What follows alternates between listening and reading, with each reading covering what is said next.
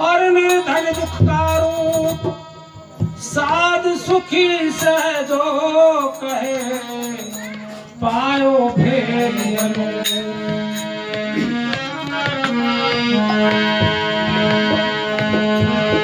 ना सुख विद्या के पड़े ना सुख वाद विवाद साध सुखी सहजो कहे लागी सुन समाज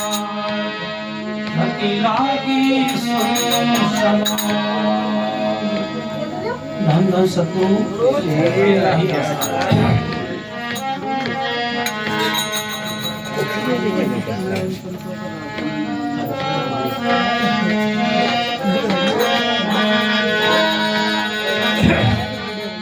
सतगुरु तेरा ही आसरा सतगुरु की प्यारी शासन की हम सबका ही सौभाग्य है कि हम सबके लिए ऐसे रूहानियत के माला माल बादशाह जनक आया शहंशाहों के शहंशाह जनक आया ऐसे संत गुरु सतगुरु हम सबको मिले हुए हैं और उन संतन की कृपा है उन सतगुरु की कृपा है जो हम सभी पर कृपा है जो ऐसी साथ संगत हम सबको मिली हुई है।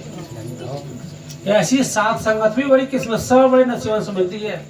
इनकी कई कई जन्मों की भक्ति होती है और जिन पर वो मालिक कृपा करता है सतगुरु कृपा करता है जिनसे प्यार करता है वो सतगुरु ऐसे अपने प्यारे बच्चन के लिए ऐसी संगत से जोड़ता है। संगत क्या है? ये संगत हम सबकी रखवाली है। हम सबका जो मन इधर उधर विचल भागता है इधर उधर सिमरन से हटकर तो ये ला के सिमरन में जोड़ने के लिए ये संगत एक माध्यम है। इसके बारे में कहा है हमारे पीछे बातचीत ना करें सभी से और से मतलब 2-4 मिनट के लिए समय मिलता है और समय की कुछ पता ना है कब किसकी डोर कट जाए। धन धन सतगुरु तेरा ही आसरा। और ये खास बचन जो आते हैं वो सतगुरु की कृपा से ही आते हैं और बड़े भाग से ही हम सबके सुनने के लिए मिल पाते हैं। धन धन सतगुरु तेरा ही आसरा। एक पूर्व के जो महापुरुष रहे हैं उन्होंने अपने जीवन के अनुभव के अनुसार उन्होंने लिखा है हम सबकी समझाने के लिए। उन्होंने क्या लिखा है? बिन हरि कृपा मिले न संता और संत बिना कोई पावे ना पंथा। यानी बिन हरि यानी उस परमात्मा की कृपा के बगैर हम सबको संत के दर्शन नसीब नहीं होते। मिलना तो बहुत दूर की बात है।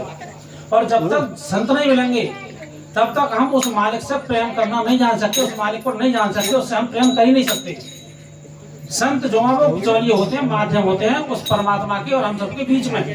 क्योंकि हम सब तो अनजान हैं, हम सबको तो जानकारी नहीं है कि परमात्मा है कैसा और कहाँ है और कैसे प्रेम करें उसे। केवल संत ही बीच के माध्यम है। क्यों माध्यम? क्योंकि उन्होंने पहले प्रैक्टिकल करा है स्वयं में। और हम सब भाग्यशाली क्योंकि हम सबके लिए ऐसे संत सतगुरु मिले जैसे श्री बहादुर चंद वकील साहब जी या पूज्य परम संत मैनेजर साहब जी या मौके की सरकार या उससे पहले पूज्य मस्ताना साहब बलूचिस्तानी जी और ऐसे महापुरुष जो कि हम सबके बीच में रहते हुए हमें हम सबको तो हमारे जैसे दिखाई दे रहे सबके लिए कई साल मनुष्य हैं।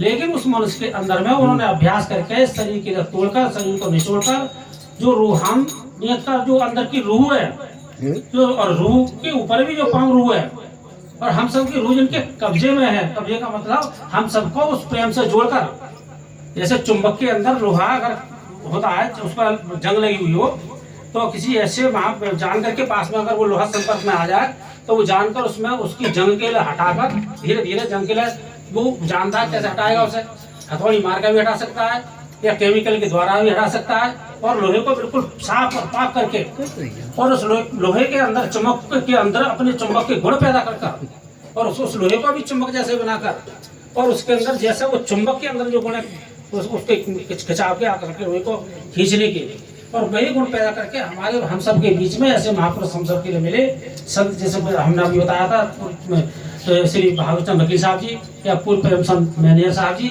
इन्होंने प्रैक्टिकल करा अभ्यास करा और त्यागी कहना आसान है लेकिन पूज्य मैनेजर साहब जी हमारे संत सतगुरु जो हैं उन्होंने प्रैक्टिकल में हेलो चाय प्रोग्राम के लोग के तब चले प्रोग्राम में विघ्न पड़ता है और चाय के लिए 5-10 मिनट दिए जाएं तब चाय का काम हो। फिर कहते हैं कि सबके लिए जो संत सदगुरु महापुरुष उन्होंने प्रैक्टिकल करके दिखाया। पूज्य मेरे साहब जी ने इतना बड़ा आश्रम पूरा और सभी के उसमें अपने जो उनके एक दो प्रकार के होते हैं जीवों के शिष्य।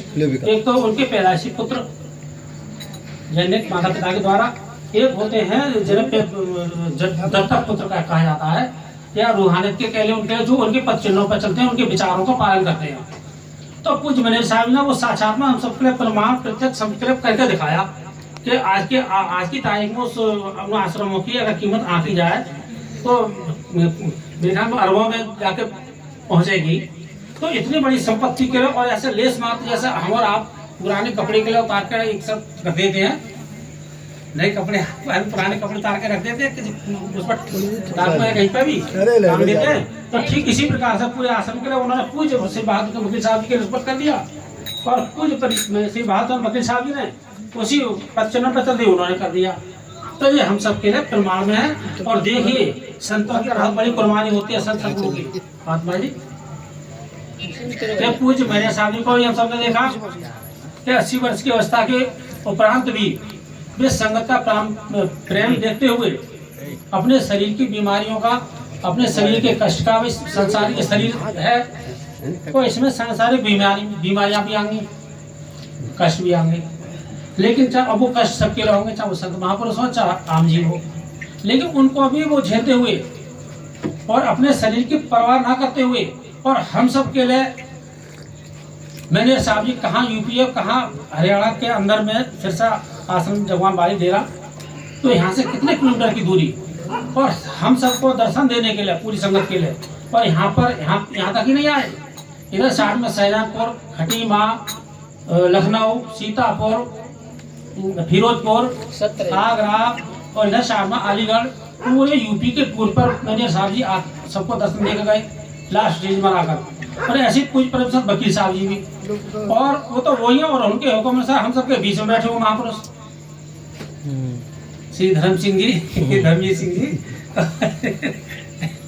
तो कहने का मतलब ये भी बेचारे यहाँ से हरियाणा कहाँ है, और वहाँ से हम सबके बीच में क्या है भाई ना, क्या कर जाए। एक बार सोचे जरा भाई गृहस्थी की भी है नहीं तो अपना, लेकिन क्या है कि गुरु का प्यार है, गुरु का हुक्म है। देखिए सिमरन में और हुक्म में बहुत अंतर है। अब थोड़ी कुछ चीजें ऐसी हैं तो सब तो हम लोग आते ही रहते हैं, गाएंगे ठीक है नहीं, ये भी अब मालिक के हुक्म से अगर आते हैं तो